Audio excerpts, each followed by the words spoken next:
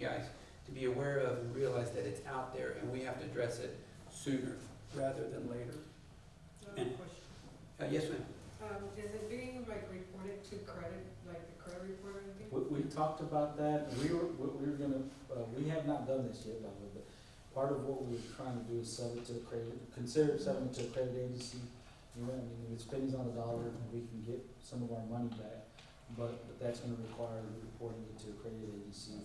Cause that's like what I do, like property management, when I submit my application, when we do a tenant tracker and it shows that they owe a light bill, we will not rent to them because they owe that light bill. They have to clear it up, bring me a receipt, and then I send the application to get approved, because they'll reject it, you know, because they're not allowed to. And that's just it's on a resident selection criteria, they have to follow it, and, you know, everybody should, you know, do the same, you know, procedures like that. And that's what I was kind of referring to, is I think the city needs to seriously look at council as well, because I know that sometimes citizens come to the council and then something goes through, right? But just take a hard line stance on things and figure it out, because I mean, if we keep going this way as a city, we're gonna be in a lot of trouble. Well, Yeah, we do report it to our credit bureau, like when we have a move out, and, you know, they had a deposit of $300, but they had $700 in damages. Of course, you know, we collect the deposit to cover some damages, you know, or rent that they owed, but then it goes to the credit bureau, because we submitted a notice to them that within 90 days, if it's not paid in full, or they don't come up with a payment plan agreement, then we'll submit it to the credit, you know, and it'll be on there for 7 years, you know. So it really is that we really need to take those stances, and we need to understand what the consequences are. So as we move into 2023 through 2022, we just have to really be aware we've got to watch our pennies and tighten our belt as far as the little things that pop up and things that would be nice, you know, that we could do, that we really need to watch and be prepared for kind of a tight season again because of the increase in operating expenses. And, you know, and unfortunately too, I mean, you guys know what our tax rate is. Our tax base is low comparatively. Obviously, we're a lower tax base than Divine, lower tax base than Lytle, but our tax rate is high. So, you know, it still makes it about even, but that makes it, you know, difficult to sell a tax increase. But those are the tools that we got to look at. And when we put it all together, then we'll make a corporate informed decision on the route that we have to take. But two, folks, and I'll stress this, we're blessed with ARP money. And so we've got to do the things we need to do to get that into our budget where it's unencumbered. And the importance, and really as any kind of municipal or company or anything, is the importance of having some reverse reserve funds. So that, heaven forbid, if a well went out or something of that nature happened, we can meet that obligation. And so, again, it's something I'm going to continue to push for, to you know, pad the revenue such that we get a little bit more money than we spend, so we have that money. And the blessings of the ARP money, you know, is some of it's already going to be allocated. Not going to leave us a whole lot of reserve. And again, $3 million sounds like a lot, but it really, that would be an awesome cushion. So we need to be thinking about that as well. And it may not be possible for the first couple, 2 or 3 years, but these are things that we need to keep in our minds as we go forward. So the big thing is a $12 million budget, about $2 million goes in debt service. We're going to have some challenges with the revenue. We're going to have some challenges with the operating expenses. So with that. Can I mention one thing I forgot to add? And I know we've talked about this a little bit, maybe individually or council members, but we do have some city properties that, and again, this is a one-time revenue source. So it's not like we're gonna, you know, be a continuation revenue we can rely on year to year. But there are properties that we, again, discussed on the surface that we could potentially sell.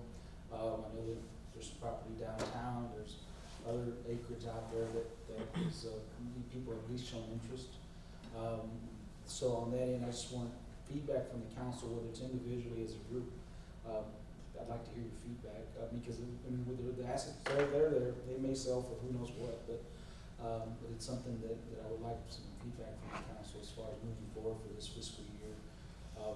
And the council has been good to us as far as being able to sell other assets. So what I mean by that is vehicles, old equipment, things that we're no longer using.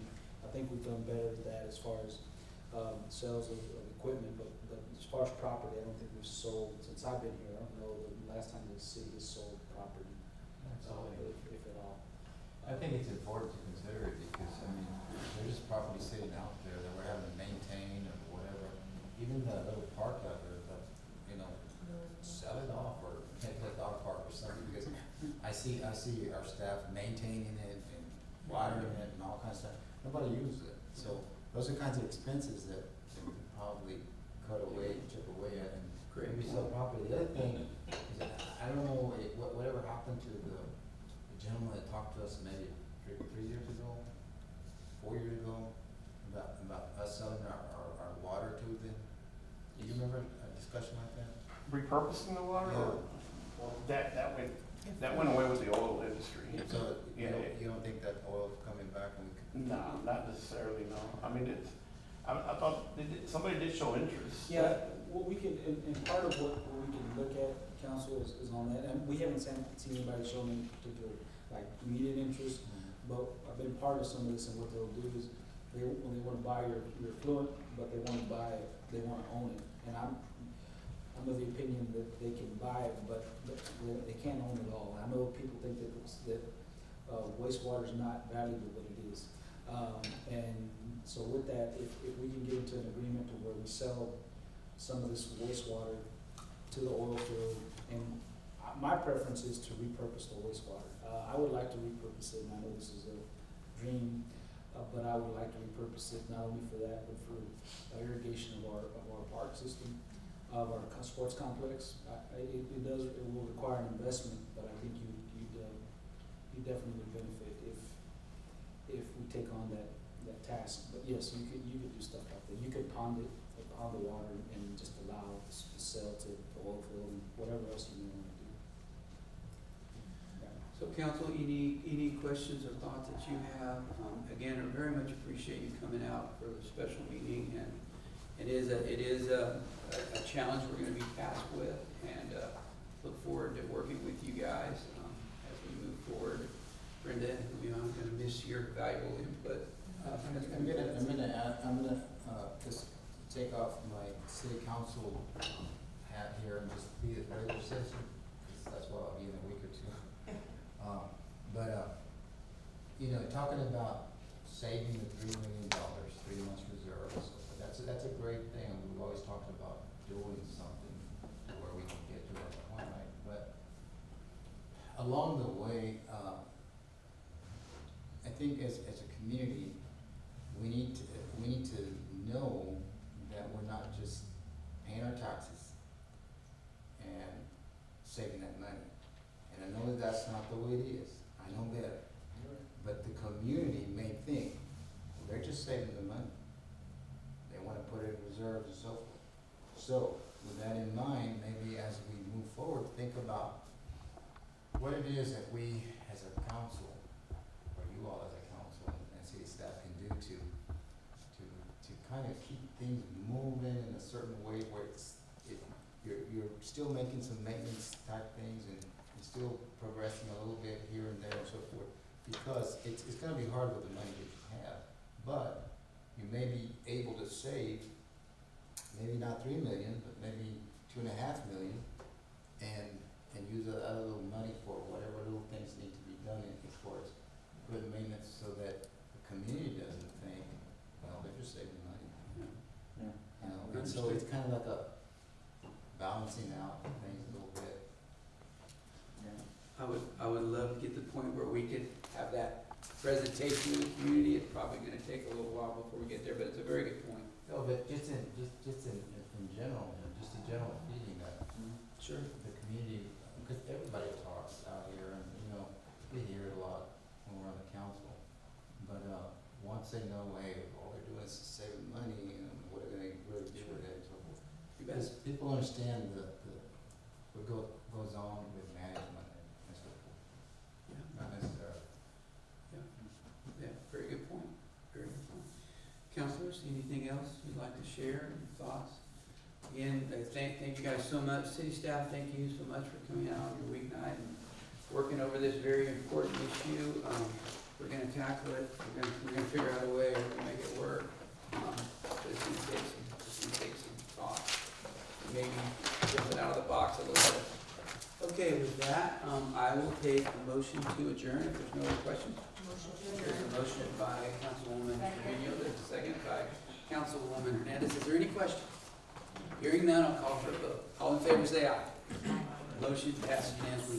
You guys, please get you some pizza and a soda. 7:20.